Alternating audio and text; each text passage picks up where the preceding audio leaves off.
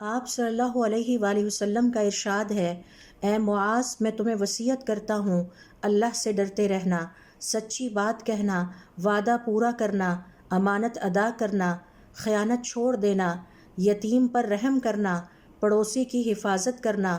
غصہ پی جانا، عاجزی اختیار کرنا، سلام کو عام کرنا اور نرم گفتگو کرنے کی وصیت کرتا ہوں۔